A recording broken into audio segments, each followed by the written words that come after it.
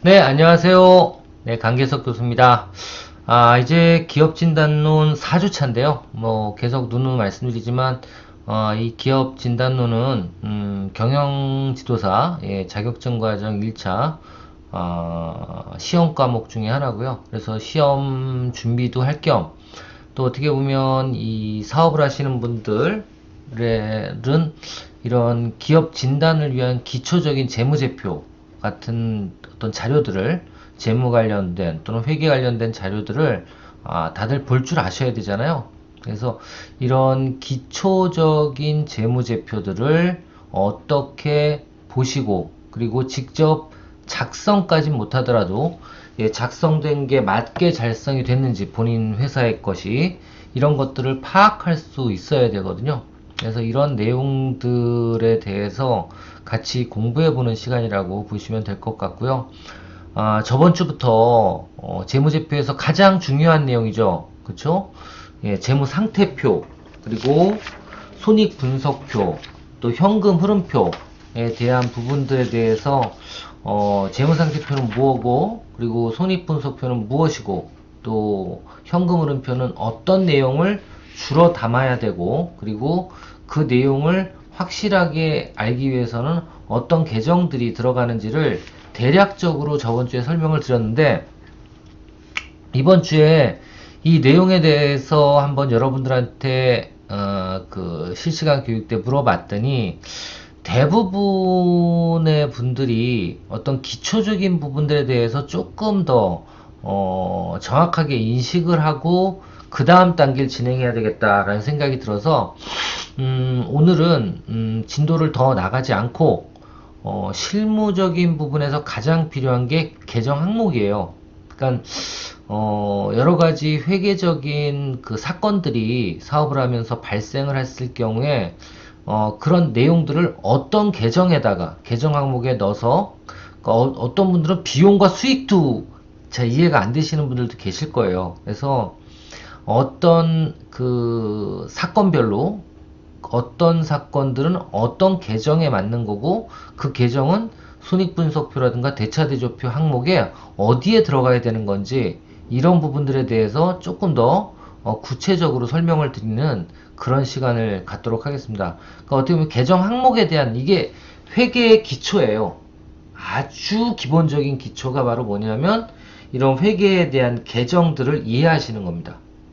그래서 오늘은 그런 내용으로 한번 정리를 1시 30분 30분에서 2시 1시간 정도 해드릴 수 있도록 하겠습니다.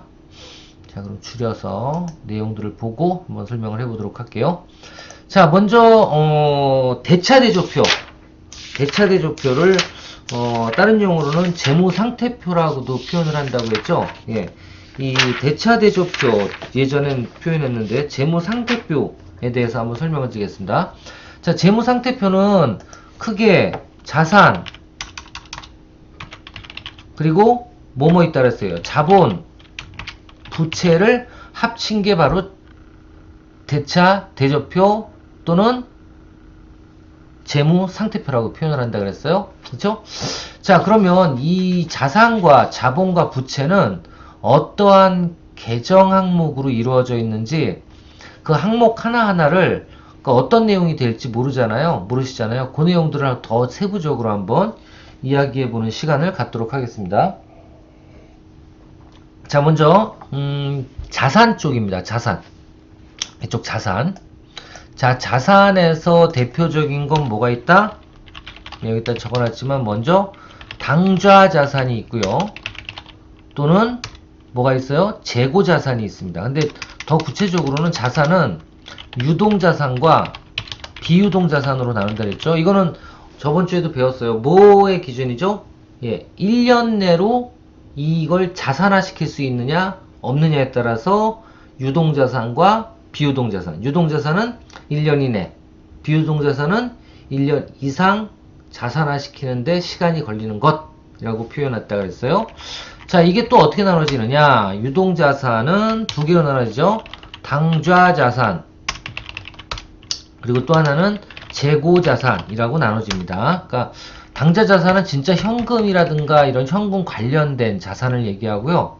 금전 관련된. 재고자산은 상품과 관련된 자산이라고 보시면 돼요. 쉽게 설명드리면. 자, 그러면 어떤 내용들이 있나 볼게요. 일단은 당좌자산은 어떤 거라 그랬죠? 금전과 관련된 자산들이라 그랬죠? 예, 그러면 첫 번째가 현금이 되겠죠. 그쵸? 이 현금은 또 세부적으로 나눠질 수가 있어요. 어떻게?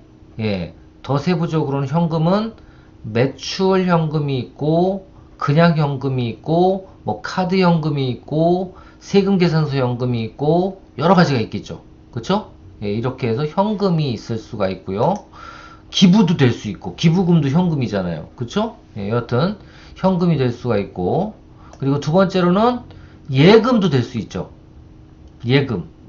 그렇죠? 예, 예금도 하나의 자산입니다. 그것도 무슨 자산이에요? 예금은 언제나 돈을 찾아 쓸 수가 있으니까 무슨 예금이래? 그걸 뭐라 그래요? 그렇죠. 1년 내에 찾아 쓸 수 있는, 언제나 찾을 수 있으니까 당연히 유동자산이 되겠죠. 자, 그 다음 단기 투자 자산. 뭐 어떤 게 있을까요? 단기 투자 자산으로는 예를 들면 주식 투자. 예, 단타를 할 수도 있잖아요. 그러니까 뭐 회사가 그런 거를 하느냐라고 얘기할지 모르지만, 예, 자금 부서에서는, 아니 저 관제 부서에서는 우리 기업의 주식만 관리하는 게 아니라 경쟁사라든가 아니면 또 어떤 거 저희와 유사한 관련 있는 어떤 회사의 주식들을 관리할 수도 있어요. 근데 이런 거는 장기적으로 관리가 된다 그러면 장기 투자 자산이고요. 단기적으로 단타를 칠 수 있는 어떤 그런 유가증권이면, 예, 단기 투자 자산이 될 수가 있어요. 예를 들면 사채 같은 거를 산다든가, 예, 그럼 금방 환수가 될 수도 있는 것들 있잖아요. 그런 것들. 자, 그리고 이제 매출 채권. 당연히 이것도 자산입니다. 현금 자산. 그러니까는 내가 상품을 팔고 어떻게 해요?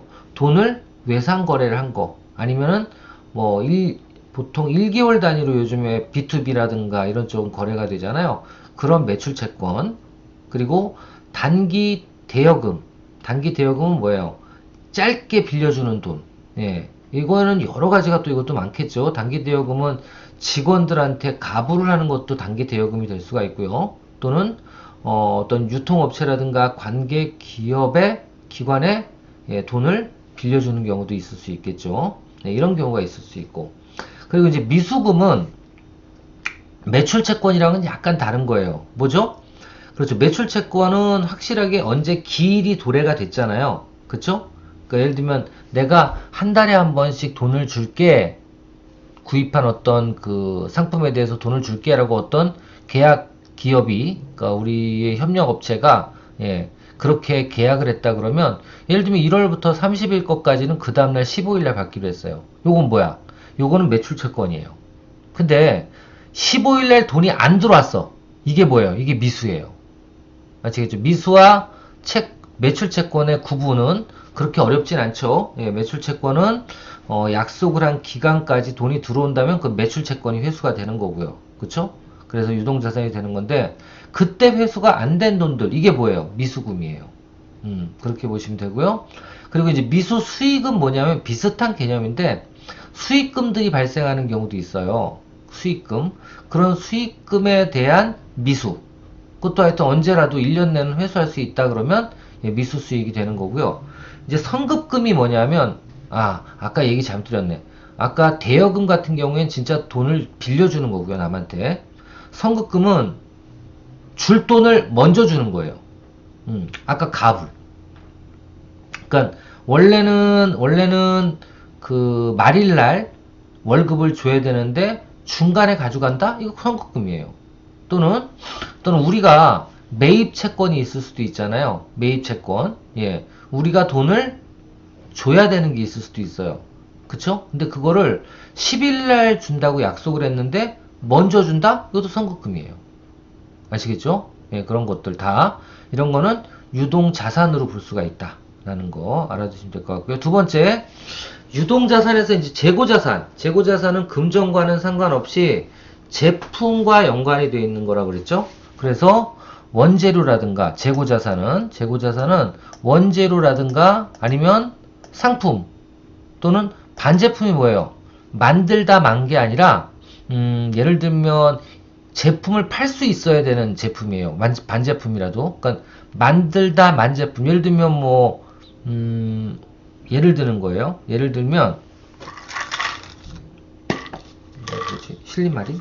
예, 이게 이제 건강보조식품이잖아요. 건강기능식품. 예를 들면 건강기능식품이 원래 원 재료는 어떻게 돼 있어야 돼요? 예. 원 재료는 어떻게 돼 있어야 돼요? 예. 요런 게 여기 요 알약이 여기 딱 들어가가지고 요게 어떻게 돼야 돼? 이렇게 닫혀가지고 뭘로?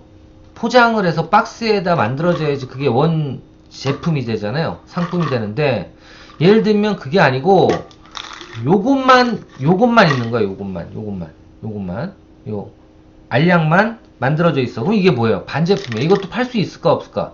이거를 턴키로 해서 팔 수도 있잖아요. 그죠? 예. 꼭 이렇게 안 만들고 도매로 이것만 팔 수도 있잖아. 이게 반제품이에요. 그 제품 자체를 다 만들진 않았지만 판매가 가능한 제품, 반제품. 예, 그렇죠. 그 다음에 이제 부재료. 부재료는 뭐예요? 원료라든가 부재료, 예, 이런 것들은 다 제품을 만들기 위해서 필요한 예, 재료들. 이런 것들이 다 뭐예요? 재고자산. 자, 그 다음에 이제 비유동자산은 뭐라 그랬죠? 비유동자산은 1년 이상 자산화 시키는데 1년 이상 걸리는 거. 어떤 게 있어요? 예, 그렇죠. 이것도 똑같이, 금전과 관련된 거를 투자자산이라 그러고요. 그리고, 상품이라든가 아니면 이런 자금과 관련되지 않은 것들을 뭐라 그래요? 유형자산이라 그래요. 유형자산. 그리고 또 뭐가 있어요? 이런 자금과 관련되지 않는데 실제 보이는 어떤 물건이 아닌 것들, 이걸 무형자산이라 그래요. 예, 이렇게 나눠지고요. 그리고 또 하나 이제 여기에 더 들어가지 않는 것들을 기타 자산으로 분류를 하는데, 자, 일단 투자 자산은 뭐가 있어요? 그렇죠. 예, 장기 금융 상품들. 그러니까 예를 들면 적금 같은 거, 1년 이상 붙는 것들, 이런 것들이 있고요. 그 다음에 장기 투자 증권. 예, 증권도 마찬가지예요. 단기로 투자하는 거는 여기에 해당하는 거고요. 장기, 그건 이제 기업이 정하는 거죠. 예를 들면, 우리 저기 자회사에 주식을 경영을 위해서 확보하고 있어. 이거는 장기 투자 증권이죠. 그쵸? 그리고 장기 대여금. 그렇죠. 대여를 해주는데 1년 이상 상환 도래를 시키는 그런 어떤 장기 대여금. 근데 장기 대여금은 결국은 나중엔 단기 대여금으로 바뀌어요. 그쵸? 상환기일이 1년 이내로 들어오면 장기 대여금에서 단기 대여금으로 바뀌는 거죠. 그렇죠? 그리고 당연히 비유동자산 중에 투자자산 중에 가장 큰 거는 바로 부동산들이죠. 그렇죠? 이런 것들이 이제 투자자산으로 해당이 되고요. 자, 유형자산은 뭐예요? 유형자산은 토지, 그렇죠? 건물 또는 선박, 차량, 기계. 아유, 죄송합니다. 이게 여기로 들어가야 되는데 죄송합니다. 이렇게 되고 밑으로 들어가야죠. 차량, 기계장치, 그리고 건설 중인 자산. 지금 건설하고 있는 그런 어떤 건물들, 이런 것들 다 뭐예요? 유형자산인데, 이런 유형자산의 공통점은 뭐다? 그렇죠. 감가상각의 대상이 됩니다. 예. 그냥 냅두면 어떻게 돼요? 토지 빼놓고는 대부분의 것들은 어떻게 돼요? 예, 1년이 지나면 그 가치가 조금씩 하락해요. 노후화가 되기 때문에. 그래서 보통 그 건물 같은 경우에 30년을 감가상각 기간으로 보는데, 그러면 30년이 지난 다음에도 건물의 가치는 원래 있어야 돼요, 없어야 돼요? 그렇죠. 있어야 되죠. 그때까지 무너지지 않으면. 그렇죠. 그럴 때 이익이 발생되는 경우도 있어요. 그걸 판매하면 새로운 어떤 그 이익이 발생이 되겠죠. 원래는 감가상각으로 다 비용으로 다 빼가지고 빵이 됐는데. 그쵸. 그래서 그런 것들도 그 영업의 수익으로 잡을 수가 있습니다. 나중에. 여하튼 그런 게 있다라는 것만 알아두시면 될 것 같아요. 자, 다음 이제 무형자산. 무형자산은 뭐예요? 그 비유동자산 중에 무형자산은 제일 대표적인 게 그렇죠. 상표권이라든가 지적재산권, 저작권 이런 것들 합쳐서 뭐라 그래요? 예, 산업재산권이라 그러는데, 이런 지적재산권들이 무형자산의 대표적인 것들이고요. 그 다음에 이제 영업권. 이게 영업권이 어떻게 보면은 권리금과도 자영업은 해당이 돼요. 예, 권리금 같은 거, 영업권, 그리고 또 예를 들면 프랜차이즈 같은 경우엔 가맹점이 영업권이 되겠죠. 그럼 권리금 대신 뭘 줘요? 가맹비를 주겠죠. 예, 이런 것들이 다 뭐예요? 무형자산입니다. 무형자산. 영업권 또는 예, 권리금 또는 가맹비 이런 것들 예, 다 해당이 되겠죠. 자, 이런 것들이 있고요. 그 다음에 이제 비용정자산 나머지 좀 장기적으로 가는 게 임차보증금이라든가 권리금이에요. 근데 요즘에 임차보증금 같은 경우에는 1년 계약이기 때문에 이쪽 위쪽으로 재고자산 쪽으로 넣어도 되긴 됩니다. 예, 그렇게 넣어도 돼요. 예, 그렇게 넣을 수도 있어요. 예, 유동자산으로. 그리고 권리금, 예, 여기 들어가 있는 권리금, 이거 무형자산으로도 볼 수 있고, 비유동자산으로도 볼 수가 있습니다. 이건 어디다 넣어도 상관이 없어요. 그래서 이렇게 분류를 할 수가 있다라는 거.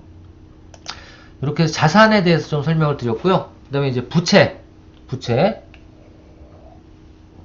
부채는 크게 똑같이 유동부채와 비유동부채로 나눠집니다. 유동부채는 1년 이내에 갚아야 되는 금전이나 아니면 재산, 그리고 비유동부채는 1년 이상에 걸쳐서 갚아야 되는 것들, 그렇게 보시면 돼요.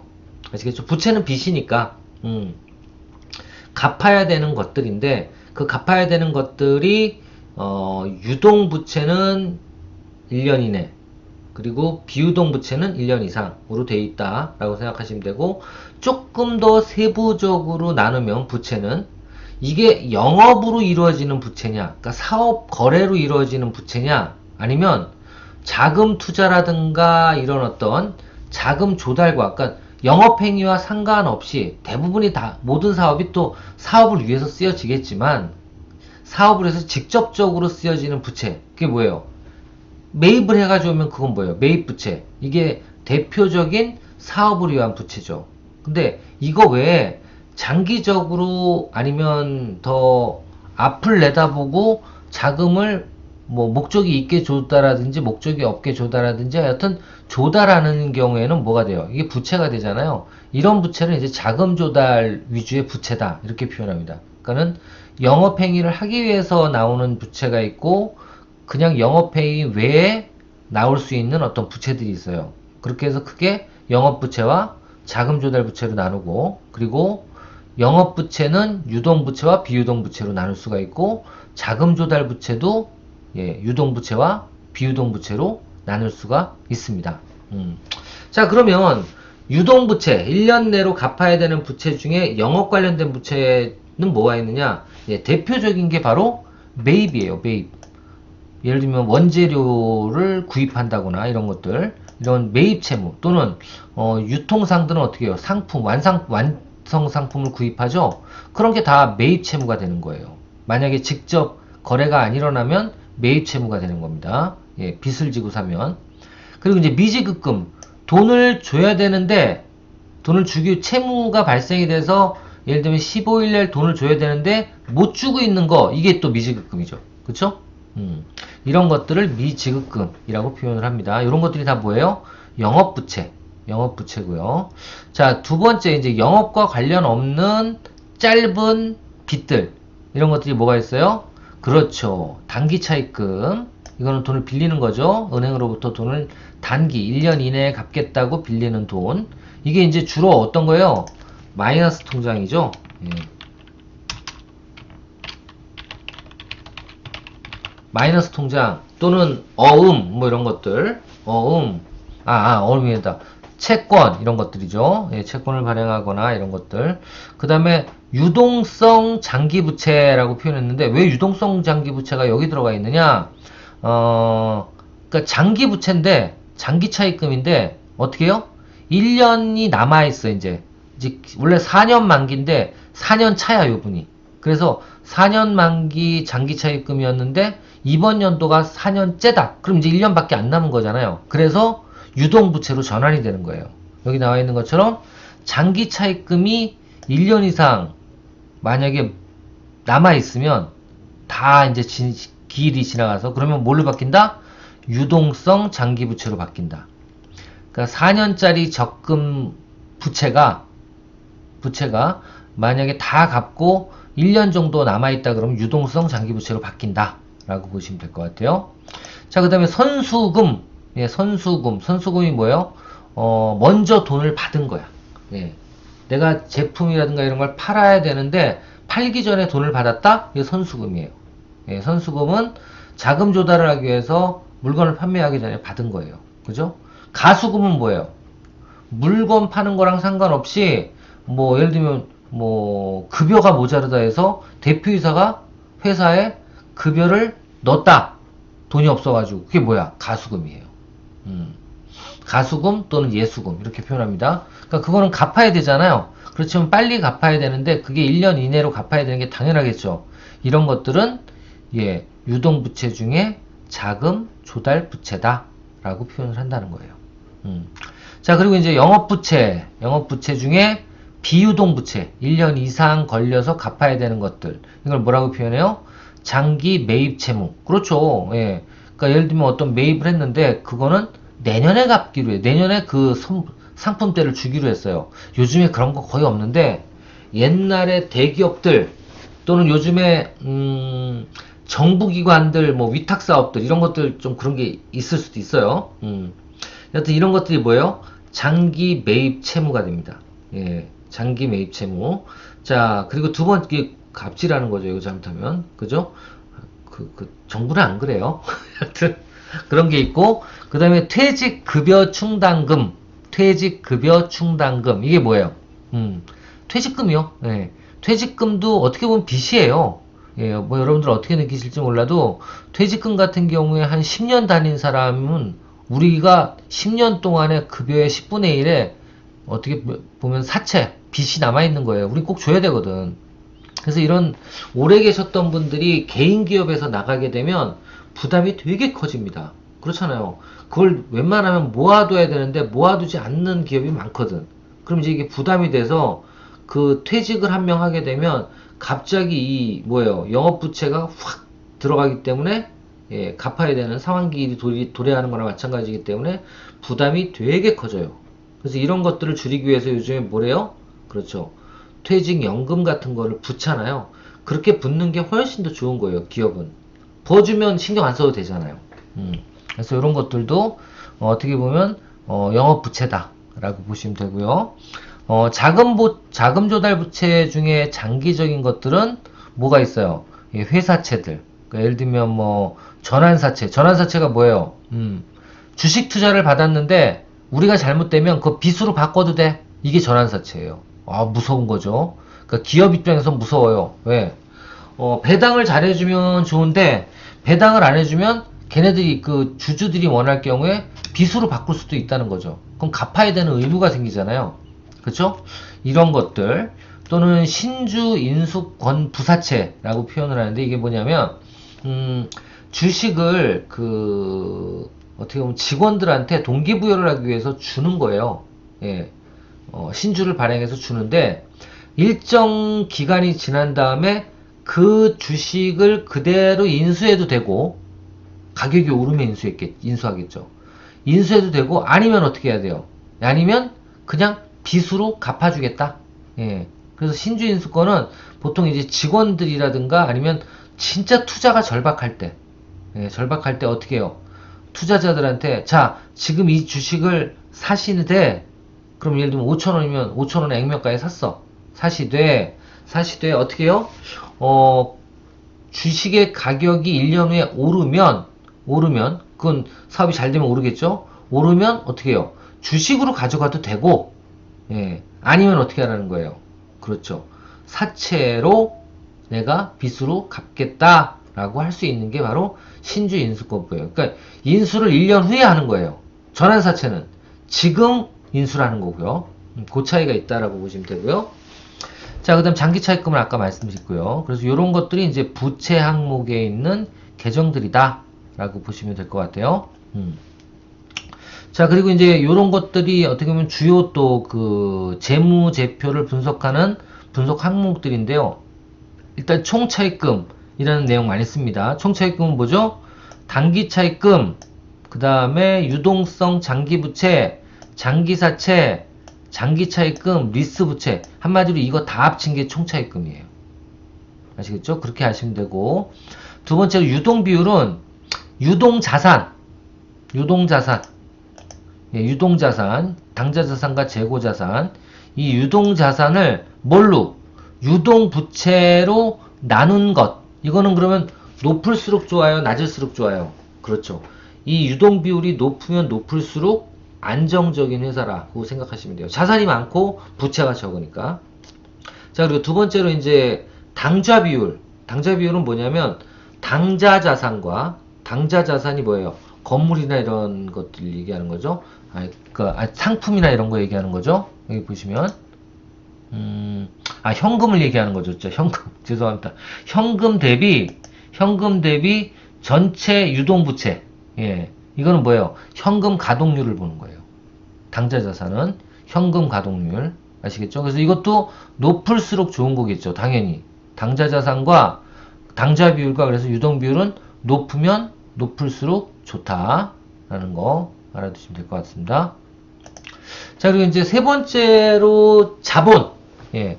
재무상태표에서 자본에 대해서 말씀을 드릴게요. 자본금은 납입자본금을 얘기하는 겁니다. 그러니까 최초에 만약에 5,000원짜리 주식을 예를 들면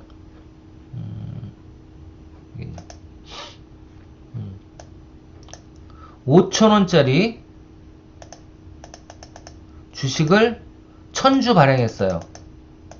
예, 그럼 어떻게 돼? 자본금이 500만원이 되는 거예요. 이걸 기초자본이라 그래. 기초자본금.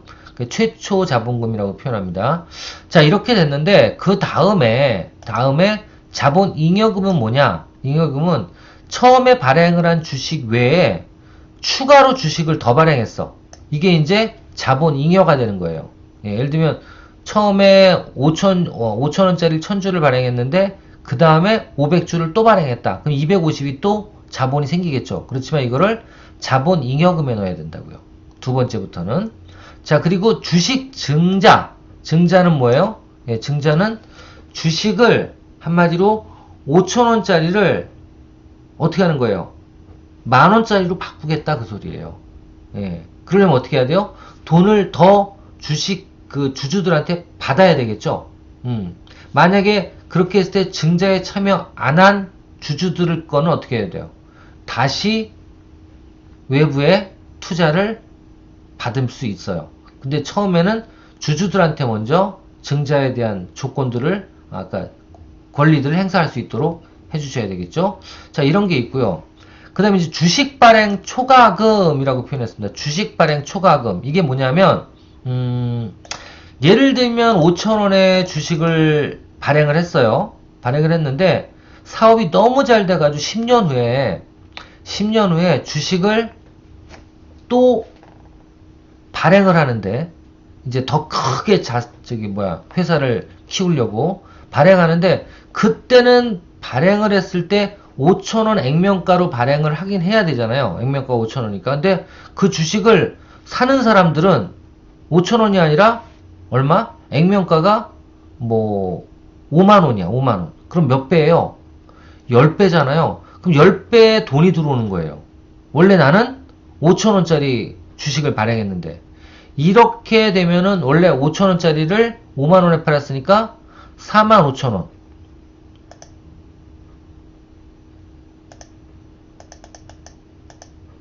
그럼 45,000원 정도가 뭐가 돼요? 더 돈이 들어온 게 되겠죠? 이렇게 돈이 들어오면 어떻게 돼? 그 돈을 처리를 해야 되잖아요. 그걸 처리하는 게 바로 뭐예요? 주식 발행 초과금이에요. 그래서 만약에 5,000원짜리 주식을 5만원 받고 발행을 했다. 예, 10배수 발행을 했다. 그러면 45,000원을 어떻게 해야 돼요? 주식 발행 초과금으로 자본에 더 집어 넣어주셔야 된다. 그 소리예요. 그 항목이 주식 발행 초과금은 이럴 때 쓰는 항목이다. 라고 보시면 되고요. 자, 그 다음에 유상감자와 무상감자가 있어요. 이건 거꾸로 되는 얘기죠. 무슨 얘기예요, 이거는? 예를 들면 5,000원짜리 주식을 공지를 통해서 주주들을 모집해서 돈을 회수하고 5,000원씩 받고 주식을 하나씩 줬어요. 줬는데 사업이 너무 안 돼가지고 지금 이 주식들이 그 가치가 떨어졌어. 그럴 때는 어떻게 해야 돼요? 유상 감자를 시켜야 되거든요. 아니면 무상 감자를 시켜야 돼. 그게 무슨 얘기예요? 주식을 없애버려야 된다고. 무슨 얘기인지 아시겠어요? 자, 그럼 예를 들면 주식을, 야, 이 주식 이제 필요 없으니까 이거 없는 걸로 칠게. 너 도로 가져가. 예. 하고 어떻게 보면 지분을 그러면 뺏고 소각을 시키고 돈을 원래는 돌려줘야 되는데 이때 안 돌려준다. 이게 바로 무상감자예요. 무상감자. 유상감자는 뭐예요? 돈을 돌려주되 5,000원 액면가를 다 돌려주는 게 아니라 2,500원만 돌려줬어. 예.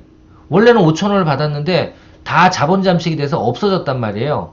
없는데 2,500원을 돌려줄 돈도 없잖아요. 그럴 때 어떻게 해요? 예, 감자를 시키는 거예요. 감자. 2,500만 원은 어떻게 보면은 안 갚았기 때문에, 안 줬기 때문에 수익으로 잡히는 거거든요. 그게. 그래서 자본 잉여금이다. 이런 표현을 쓰는 겁니다. 자본 잉여금. 유상감자는 돈을 조금이라도 주는 것. 그렇지만 액면가보단 작게 주는 것. 무상감자는 아예 안 주는 것. 주식을 돌려주면서 아예 안 주는 것. 그렇게 보시면 돼요. 그렇게 보시면 되고.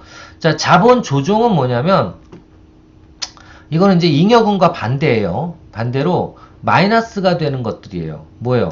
주식 할인 발행 차금. 그죠? 예. 그러니까 주식을 발행을 처음에 할 때, 이거는 회수라는 거고요. 발행을 할 때 5,000원짜리인데 2,500원에 발행할 수도 있잖아요. 돈이 너무 없어서. 그런 게 바로 뭐예요? 자본 조정입니다. 예. 주식 할인 발행 차금. 자, 그리고 배당 건설 이자. 예. 건설 이자들. 그리고 자기 주식을 자기가 원래 회사가 주식을 발행했을 때 남한테 돈을 받아야 되는데 그걸 자기 회사의 돈으로 샀어요. 이게 뭐예요? 예를 들면 경영권 보호를 한 거나 방어하기 위해서 사는 경우가 있는데 이럴 때는 거꾸로 어떻게 보면 자본이 줄어든 거나 마찬가지예요. 그쵸? 내 자본이니까. 그래서 태워버리는 거죠. 주식을. 그래야지 가치가 올라가요. 하여튼 여러 가지 이유가 있는데 요런 거를 할 때 자기 주식이 들어간다라는 거 알아두시면 되고요. 그 다음에 이제 기타 포괄 손익 누계라고 해서 요것도 자본 항목인데 예, 뭐냐면 매도 가능 증권을 그러니까 증권 있죠. 주식 가지고 있는 주식 그것들을 평가해서 차익이 발생됐을 때 그거를 자본 항목에 넣어주는 거를 예, 해당이 되는 거고요. 매도 가능 증권 평가 손익은 그리고 해외에서 일어난 모든 단기 순이익 예, 손실, 해외 사업으로 그런 것들을 해외 사업 환상 손익이라고 그러는데 뭐 뒤에도 나오지만 이익잉여금이라든가 이익 손실은 뭐예요? 자본 계정이에요. 이거는 이익이 많이 생기면 자본이 늘어나는 거고 그리고 손실이 많이 생기면 자본이 줄어드는 거잖아요. 자본 잠식 똑같은 거예요. 해외 단기 순이익이나 단기 순손실은 해외에서 발생한 예, 기타 포괄 손익 누계로 들어갑니다. 계정 항목이. 자, 그리고 이제 자산 재평가 이익. 이건 뭐냐면, 아까도 말씀드린 것처럼 감가상각을 해서 제로가 됐는데도 건물이 있어. 그럼 자산평가를 다시 해야 되잖아요. 그래서 그 빵원이 된 자산이 어떻게 보면 뭐 다시 1억 정도의 건물 가치를 인정받았어. 예. 그 감정평가를 통해서. 이러면 어떻게 돼요? 예, 그거는 기타 포괄 손익 누계로 들어가는 거고요.